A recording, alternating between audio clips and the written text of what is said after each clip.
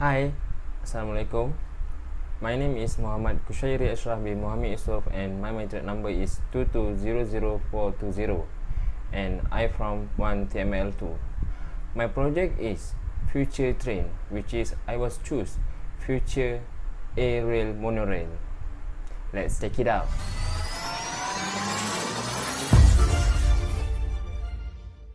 As you know, my project name is Rail Monorail, and I will talk about differences about new railways and old railways. The old railways such as LRT, light rapid transit, and MRT, mass rapid transit. MRT was a high capacity public transport, which is underground transport, while LRT was a greater capacity than trams, less than typical heavy rail transport. MRT has a high platform and window inside the trains. LRT was lower than MRT and also smaller in length. This project was only blueprint. It still not get any approval yet because it just purely custom design.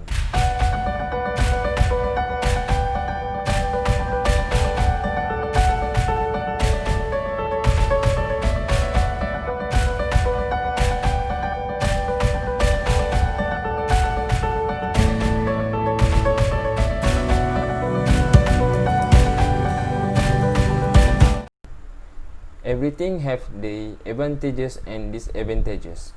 The advantage for both if MRT and LRT is firstly, for LRT is it reduce cost. LRT also operate faster than other railway such as KTMB, Kereta Api Tanah Melayu Berhad. It also faster acceleration and deceleration of lighter trains. For MRT, it an alternative to an extensive road transport with many motorways. It provides higher capacity with less land uses, less environmental impact, and lower cost. The disadvantages for LRT is medium capacity, restricted growth capacity that made the ridership increase. The services also required unstable cost to the LRT user. The MRT also need a high cost, which is also risk of cost overrun. It require public financing. For the rail monorail, it also have the benefit and impact from the project. The impact from the project is our technology in our country still not stand out as other countries such as Japan, China, Germany, or other huge countries. We try our best, but still yet cannot compare with them. We also needed a huge amount for the cost, more than in building the LRT and MRT projects.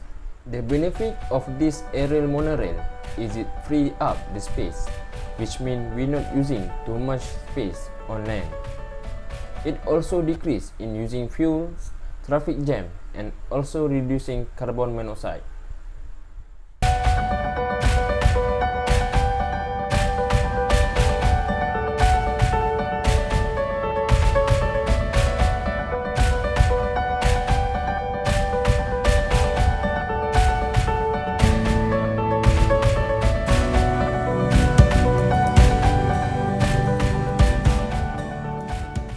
Okay, so that's all of my presentation about future rail monorail.